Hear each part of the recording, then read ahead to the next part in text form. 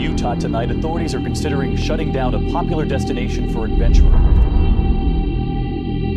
Now, a piece of equipment broke at that time. He has since slid back into that original position with his head down at a 60 or 70-degree angle. So a very uncomfortable spot, and rescuers very worried tonight. በህይወት ለመቆየት 24 ሰዓታት ብቻ ቀርቷቸዋል። ማንም ሰው በማይደፍረው ጠባብና ቀጭን የመሬት ስር ዋሻ ውስጥ ጭንቅላታችሁ ቁልቁል ተዘቅዝቆ መውጫ አጥታችኋል። አጠገባችሁ የነበረው ሰው እንኳን እርዳታ ከመጣራት ውጪ ለእናንተ ምንም ማድረግ የሚችለው ነገር አልነበረም። የቆማችሁትም ወደ ታች ተዘቅዝቃችሁ በመሆኑ ሰውነታችሁ ውስጥ ያለው ደም በሙሉ በሚያስደነግጥ ፍጥነት ወደ ጭንቅላታችሁ ይሄዳል። ይሄ ሁሉ ጫናና ፍርሃት ሳምባችሁ በውሃ እንዲሞላ ምክንያት ሆኖ በየደቂቃው የመተንፈስ አቅማችሁ እየቀነሰም ይመጣል። የዛሬው ባለታሪካችን ለ27 ሰዓታት ሙሉ በዚያ አጣብቂኝ ውስጥ ለህይወቱ እየታገለ ነበር። ከዚህ አስፈሪና ጭንቅ የሆነ ዋሻ በህይወት ይወጣ ይሆን? በዛሬው እውነተኛ ታሪካችን የምንመለከተው ይሆናል። ይህ የነዲፐዲ ኬስ ታሪክ ነው። ወደ ዛሬው እውነተኛ ታሪካችን ከማለፋችን በፊት ግን እንደተለመደው ቪዲዮ ላይክ፣ ቻናሉ ሰብስክራይብ በማድረግ ሐሳብ አስተያየታችሁን ኮሜንት ላይ አስቀምጡልኝ። ወደ ታሪኩ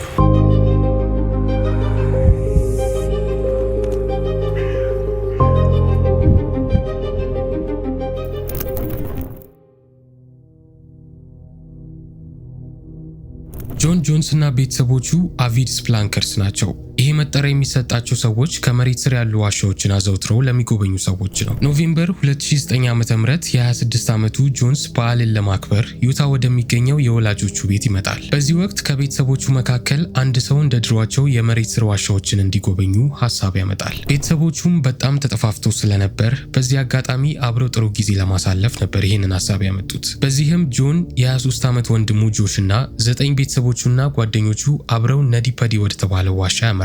ይሄ ዋሻም አካባቢያቸው ላይ ታዋቂ የሆነ ዋሻ ሲሆን 11ዳቸውም ለመጀመሪያ ጊዜ ነበር ወደዚህ ዋሻ የመጡት። ኖቬምበር 24 2009 ዓ.ም ከምሽቱ 2 ሰዓት አካባቢ ጆን ወንድሙና አብሮት የመጡት ጓደኞቹና ቤተሰቦቹ ወደ ነዲፐዲ ዋሻ ይገባሉ። ጉዟቸውንም እንደጀመሩ ቀጥታ ማምራት የጀመሩት ዘ ቢግ ስላይድ ወደተባለው ቦታ ነበረ። ቦታው ብዙም የሚፈትን አልነበረም።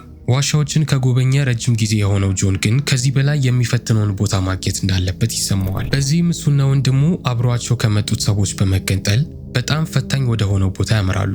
ይሄ ቦታ ስሙ በርዝ ካናል ሲሆን ጆን እና ጆሽ በያዙት የአቅጣጫ ካርታ መሰረት ወደዚሁ ፈታኝ ቦታ ማምራት ይጀምራሉ። ከተወሰኑ ጉዞዎችን በኋላ ከፊት የነበረው ጆን ወደ በርዝ ካናል ያስገባል ብሎ ወዳሰበው አንድ ቀጭን የሆነ ዋሻ ጋር ይደርሳል። ጆን በልጅነቱ ከቤተሰቦቹ ጋር ዋሻዎችን በሚጎበኝበት ጊዜ ገና ልጅ ስለነበር አሁን ካለበት የሰውነት ቅርጹ እጅግ በጣም ያነሰ ነበረ። አሁን ግን ምንም እንኳን ቁመቱ ሜትር ከ80 ኪሎ ደግሞ 90 ኪሎ ቢሆንም አሁንም የሚያስበው ያኔ ልጅ እያለ የነበረውን ትንሽነቱን ነበረ። በዚህም ይህንን ቀጭን ጉድጓድ ሲመለከት በዚህ አስተሳሰቡ ያለምንም ማመንታት ጭንቅላቱን በማስቀደም ወደ ውስጥ ይገባል። በዚህም ጆን እየተንቀሳቀሰ ያለው በከፍተኛ ትግል ውስጥ ሲሆን ወደፊት በገፋ ቁጥርም ዋሻው እየጠበበ ነበር እየመጣ የነበረው። ነገር ግን ወደ በርዝ ካናሉ እንደሚወስደው ስለሚያውቅ እንደምንም ብሎ ይህንን ቀጭን መንገድ በማለፍ በስተመጨረሻ ሰፋ ወዳለው ቦታ ደርሳለሁ ብሎ ነበር ያሰበው። ጆንም ወደዚያ የሚወስደው መንገድ እንደሆነ በማመን ቀዳዳው የባሰ እየቀነሰ ወደዛው መጓዝ ይጀምራል። ከፊት ለፊቱ አንድ የመጨረሻ ማለፊያ ቀዳዳ ሲመለከት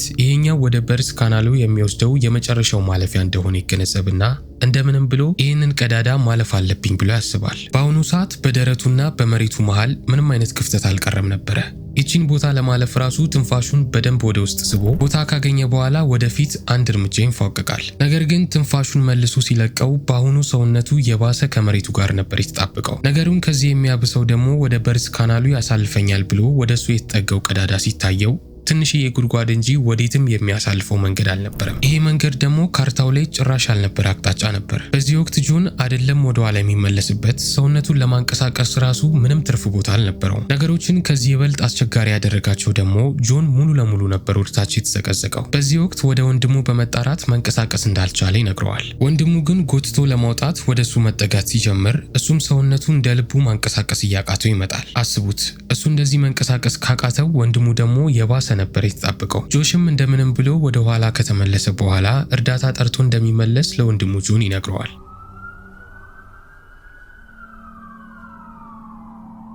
ነገር ግን የመጀመሪያው የነፍስ አድን ሰራተኛው እስኪደርስ ራሱ 3 ሰዓታትን ነበር የፈጀው። ምክንያቱም ዋሻው ያለበት አካባቢ ራሱ በጣም ራቅ ያለ ቦታ ነበረ፣ በቀላሉ የሚደረስበት ቦታ አልነበረም። መጀመሪያ የደረሰችው የነፍስ አድን ሰራተኛ ሱዚ ስትሆን ወደ ጆን ቀርባ ባነጋገረችው ሰዓት ድምፁ እንደደከመ በጣም ያስታውቅ ነበረ። ሱዚም እንዳይጨናነቅና ከዚህ ቦታ እንደሚያወጡት እየነገረችው ታረጋጋዋለች። ነገር ግን ጆን የነበረበትን ርቀትና የቦታውን ጥበት ስትመለከት ጆንን ለማውጣት ቀላል የማይባል ሰዓት እንደሚፈጅባቸው የተረዳችው ወዲያው ነበረ። ጆንን ለመሳብ የሚዘረጉት ገመዶች ብዙ ጊዜ ይፈጃሉ። 90 ኪሎ አካባቢ የሚመዝን ሰውንም ብቻዋን ጎትታ ለማውጣት ብዙ ሰዓታት ይፈጃል፣ ምናልባትም ቀናት። ነገር ግን ጆን ያንን የሚያክል ጊዜ አልነበረውም። ምክንያቱም የሰው ልጆች ስንፈጠር ወደ ላይ ቀጥ ብለን እንድንቆም ነበር የተፈጠርነው። ልባችንን በስነ ስርዓት ደም እንዲረጭ የሚያደርገው የመሬት ስበት ሲሆን ወደ ታች ተገልብጠን ብዙ ሰዓታት ስንቆይ ደማችን ወደ ጭንቅላታችን መሄድ ይጀምርና ልባችን እንደ ልቡ ስራውን ለመስራት እየከበደው ይመጣል። ልባችን ስራውን መስራት ከበደው ማለት ደግሞ በህይወት የመቆየት እድላችንም በዛው ልክ እየቀነሰ ነው የሚመጣው። የነፍስ አድኑ ውስጥም የነበረው ሐኪም ጆን በጭንቅላቱ በኩል ለ3 ሰዓታት ያክል መቆሙን ሲነገረው በጣም ነበር የደነገጠው። ምክንያቱም ጆን በዚህ ሁኔታ በህይወት የመቆየት እድሉ ከ10 ሰዓታት አይበልጡም። እግሩ ላይ ገመድ በማሰር ወደ ላይ ለመጎተት ሞክረው ነበረ፣ ነገር ግን አልተሳካላቸው። ድንጋዮችን በመቦርቦር የተሻለ ገመዶችን ለመዘርጋት ሞክረው ነበረ፣ እሱም ግን ሳይሳካላቸው ይቀራል። በዚህም የተወሰኑ ርቀቶች ለመጎተት እንኳን ብዙ ሰዓታት እየፈጀባቸው ነበረ። ድሪል ሁሉ አምጥተው ጆን የነበረበትን ጉድጓድ በመብሳት ከፍ ለማድረግ ሞክረው ነበረ። ነገር ግን ሂደቱ እጅግ በጣም ከባድና ብዙ ሰዓት የሚወስድ ነበረ። He was pulled back a little bit to a more comfortable position where he was in more of a horizontal position, but there was still 16 feet of that tight tunnel he was stuck in for him to get out of before he would be truly freed and be able to leave the cave. So a very uncomfortable spot, and rescuers very worried tonight. የነፍስ አድኖቹ ጆንን ለማውጣት የተቻላቸውን ሁሉ በሚሞክሩበት ወቅት የጆን አተነፋፈስ እየተቀየረ መምጣቱንና የድምፁ ጉልበት እየቀነሰ መምጣቱን ያስተውላሉ። ይህም የሚያመላክተው ሳምባዎች ውስጥ ፈሳሾች እየተጠራቀሙ እንደሆነና በዚህ ሁኔታው በህይወት የሚቆየው ለጥቂት ሰዓታት ብቻ እንደሆነ ነበረ። ከስንት ትግል በኋላ የነፍስ አድኖቹ እንደምንም ብለው የተወሰኑ ኢንቾች ጆንን ወደ እነሱ መጎተት ይጀምራሉ። ነገር ግን የተቻላቸውን ሁሉ ቢሞክሩም አንድ ትልቅ ችግር መኖሩን ያስተውላሉ። ይህም ጆን የተቀረቀረበትን ጉድጓድ እግሮቹን ማሳለፍ እንደማይችሉ ነበረ። ጆንን ሙሉ ሰውነቱን ለማውጣት የግዴታ እግሮቹን ወደማይታጠፉበት ተቃራኒ አቅጣጫ ሰብሮት ማጠፍ ይኖርባቸዋል። ነገር ግን በወቅቱ ሰውነቱ በሙሉ እየተዳከመ የመጣው ጆን እግሩን ቢሰብሩት የባሰ ህመም አድርሰውበት ህይወቱ ሊያልፍ ይችላል። ጆንን ማውጣት እንደማይችሉና ህይወቱ እዛው እንደሚያልፍ የተገነዘቡትም በዚህ ወቅት ነበረ። ጆን እዚህ ዋሻ ውስጥ ገብቶ ከተቀረቀረ 27 ሰዓታት በኋላ ለነፍስ አድኖቹ ምንም አይነት መልስ መስጠት አቁሞ ህይወቱ እዛው ዋሻ ውስጥ ያልፋል። የ26 ዓመቱ የህክምና ተማሪ ጆን ህይወቱ ሲያልፍ ጥሏቸው የሄደው ባለቤቱንና የ1 ዓመት ሴት ልጁን ነበረ። በተጨማሪም ደግሞ ባለቤቱ በወቅቱ ሁለተኛ ልጃቸውን ነፍሰ ጡር ነበረች። የጆንን ህልፈት ተከትሎ የነዲበዲ ዋሻ በሲሚንቶ እንዲዘጋ ይደረጋል። እስከ ዛሬዋ ዕለት ድረስም አስክሬኑ እዛው ዋሻ ውስጥ ይገኛል። ይህንን ፎቶም የተነሳው ህይወቱ ከማለፉ 27 ሰዓታት በፊት ነበረ።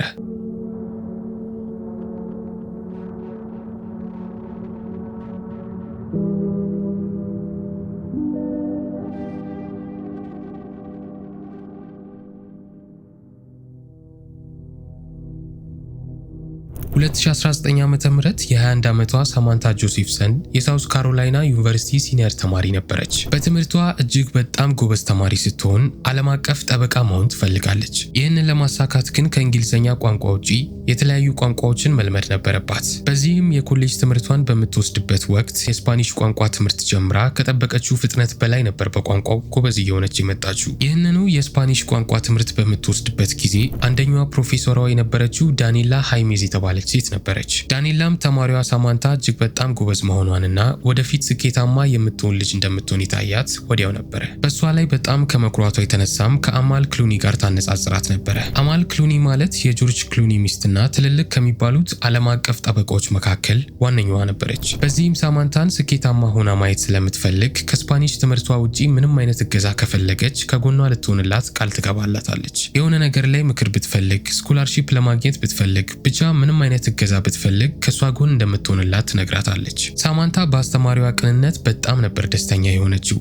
በዚህም ሳማንታ ሲኒየር በነበረችበት በዚሁ 2019 ዓ.ም ላይ በሁለቱ መሃል የቀረበ ወዳጅነት ይፈጠራል። በዛው ተመሳሳይ ዓመትም ሳማንታ ለዓመታት ስትመኘው ወደ ነበረው ድሬክስዌል ወደ ተባለ የህግ ዩኒቨርሲቲ አመልክታ ይቀበሏታል። ይህን አስደሳች ዜናም ለእናትና አባቷ ከነገረቻቸው በኋላ በዛው ስሜት ቀጥታ ሄደችው ወደ መካሪዋና ደጋፊዋ ወደ ነበረችው የዳኒላ ቢሮ ነበረ። ሁለቱ ሴቶችም እዛው ቢሮ ውስጥ በደስታ ተቃቅፈው ተሳስቀው ስለ ዩኒቨርሲቲው ሲያወሩ ይቆያሉ። የሳማንታ ህይወትም ቀስ በቀስ ወደ ጥሩ መስመር እየሄደ ስለነበር ዳኒላ በጣም ነበር የኮራችባት። ከተወሰኑ ሳምንታት በኋላ ማርች 29 ላይ ሳማንታ ከጓደኞቿ ጋር ወደ ክለብ ለመውጣት ትወስናለች። ሳማንታ በተለምዷ አብዛኛዋን ጊዜዋን የምታጠፋው ጥናቶቿ ላይ ነበረ። ቅዳሜና እሁድ ሳይቀር ራሱ በጥናት ነበር የምታሳልፈው። ነገር ግን ለመመረቅ አንድ ወር ብቻ ስለቀራት እንዲሁም ወደዚህ ትልቅ የህግ ዩኒቨርሲቲ መግባት በመቻሏ ለመዝናናት ትወስናለች። በዚህም እሷና ጓደኞቿ 5 ፖይንትስ ወደ ተባለው ሰፈር ያመራሉ። ቦታውም እሷ ከምትማርበት ኮሌጅ ቀረብ የሚል ሲሆን ቦታው ላይ ብዙ ሱቆችና እንቅስቃሴዎች ያሉበት ቦታ ነበረ። በዚህም ቅዳሜና እሁድ ሰፈሩ በኮሌጅ ተማሪዎች ይሞላ ነበረ። ሳማንታና ጓደኞቿም ከአንድ ባር ወደ ሌላኛው ባር እየሄዱ ጥሩ ጊዜ ማሳለፍ ይጀምሩና በስተመጨረሻ ከሌሊቱ 8 ሰዓት አካባቢ በርድ ዶግ ወደ ተባለ ባር ይገባሉ። እዚህ ባር ውስጥም በጣም ብዙ ሰዎች በመኖራቸው እነ ሳማንታ ወዲያው ነበር የተለያዩት። ጓደኛ ማቾቹ መጀመሪያ ላይ በቴክስትና ስልክ በመደዋወል ለመገናኘት ያደረጉት ሙከራ ምንም እየተሳካላቸው አልነበረም። በዚህ መሃል ግን ሳማንታ በጣም እየደከማት ስለነበርና ከዚህ በላይ መቆየት ስላልቻለች ወደ ዶርሟ ልትመለስ እንደሆነ ለጓደኞቿ ቴክስት ትልክላቸዋለች። ሳማንታም ታክሲ ጠርታ ወደ ውስጥ ከገባች በኋላ ወደ ዶርሟ መሄድ ትጀምራለች። ከተወሰኑ ሰዓታት በኋላም የሳማንታ ጓደኞች ወደ ዶርሟ ይመለሳሉ። ስልክ ሲደውሉላት እያነሳች አልነበረም። የት እንደምትሆን ያውቃሉ ብለው ያሰቧቸው ሌሎች ጓደኞቻቸውን ቢጠይቁም ማናቸውም አላወቁም። በዚህም ጓደኞቿ መጨናነቅ ይጀምራሉ። ምክንያቱም ለመጨረሻ ጊዜ ብቻዋን ሆና ስለነበር መጥፎ ነገር አጋጥሟት ሊሆን እንደሚችል ይሰጋሉ። በዚህም የዛኑ ቀን 7 ሰዓት አካባቢ ለፖሊስ ደውለው መጥፋቷን ያመለክታሉ። ሳማንታ መጥፋቷን በተጠቆመችበት በተመሳሳዩ ቀን በሃያዎቹ መሃል የሚገኙ ሁለት ወጣቶች ከዩኒቨርሲቲያቸው 113 ኪሎ ሜትር ርቀት ላይ አንድ ጫካ ውስጥ የዱር እንስሳት እያደኑ ነበረ። እነዚህ ወጣቶች ስማቸው አንደርስና ራይን ሲሆን ቀኑን ሙሉ ምንም አይነት እንስሳ ማደን ሳይችሉ ነበር የቆዩት። ከሰዓት ላይ አካባቢም የተሻለ እድል ካገኙ በማሰብ ሁለቱ ጓደኛሞች ተለያይተው ለየብቻ ለማደን ይወስናሉ። ራይን ከመኪናቸው አካባቢ ሲሆን አደናውን የጀመረው፣ አንደርስ ደግሞ ራይን ከቆመበት መግቢያ አለፍ ብሎ ወደ ጫካ ውስጥ በደንብ ነበር የገባው። በኋላ ግን ወደ 10 ሰዓት ተኩል አካባቢ ሁለቱም ጓደኛሞች ምንም ሳይቀናቸው ይቀርና ጫካ ውስጥ ያለውን አንደርስ ተስፋ ቆርጦ ባዶ እጁን ለመውጣት ይወስናል። በዚህም ወደ ጓደኛው አቅጣጫ በመዞር ከጫካው መውጣት ይጀምራል። በሚራመድበት ወቅት ግን የሆነ ነገር ትኩረቱን ይወስዳል። መጀመሪያ እንዲሁም ከሚያድናቸው እንስሳቶች መካከል አንዱ መስሎት ነበረ። አንድሬስ ታዲያ የተሻለ እይታ እንዲኖረውና ምን እንደሆነ ለማጣራት ቀጥታ ወደ እሱ ማምራት ይጀምራል። ከተወሰኑ እርምጃዎችን በኋላ ትኩረቱን የወሰደው ነገር በግልጽ ይታየዋል። በዚህ ወቅትም አንድሬስ ቀጥታ ወደ ፖሊስ ነበር የደወለው።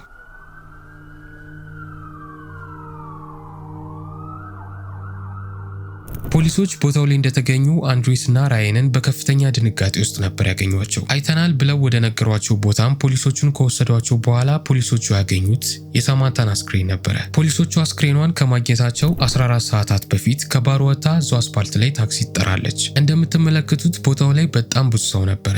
ከተወሰኑ ደቂቃዎችን በኋላ ታክሲው መጥቶ ከጫናት በኋላ ጉዟቸውን ይጀምራሉ። ነገር ግን ያ መኪና ትክክለኛዋ ታክሲዋ አልነበረም። መኪናው እየተነዳ የነበረው በ24 ዓመቱ ናታኔል ሮናልድ ሲሆን ከነጭራሹ የታክሲ ሹፌር አልነበረም። ይህ ወጣት ሌሊቱን ሙሉ ታክሲ መስሎ ሰዎችን በማታለል ወደ መኪና ውስጥ ሊያስገባቸው እየሞከረ ነበረ። እቅዱም በስተመጨረሻ ሰርቶ ሳማንታ ታክሲዋ የመጣላት መስሏት ያለምንም ጥያቄ ወደ ውስጥ ትገባለች። ወደ ውስጥ ከገባችን በኋላ ግን መኪናው ቻይልድ ሎክ ላይ በመሆኑ ወደ ውጭ መውጣት አትችልም። ሳማንታ ግን ይህንን ሁሉ ጊዜ አላስተዋለችውም ነበረ።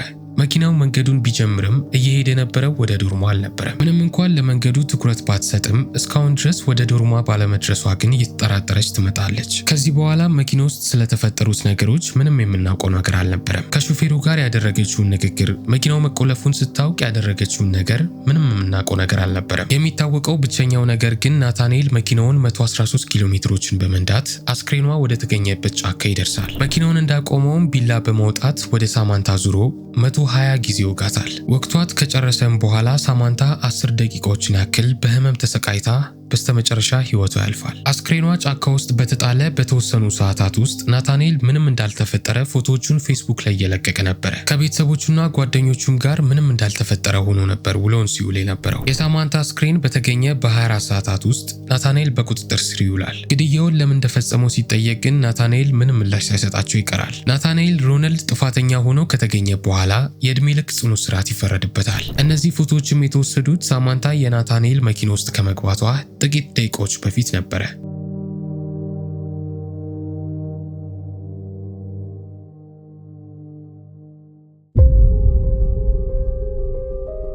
የዛሬው እውነተኛ ታሪካችን ይህንን ይመስል ነበረ። እንደወደዳችሁት አልጠራጠርም። በቀጣይ ቪዲዮ እስክንገናኝ ድረስ ሰላም ቆዩልኝ።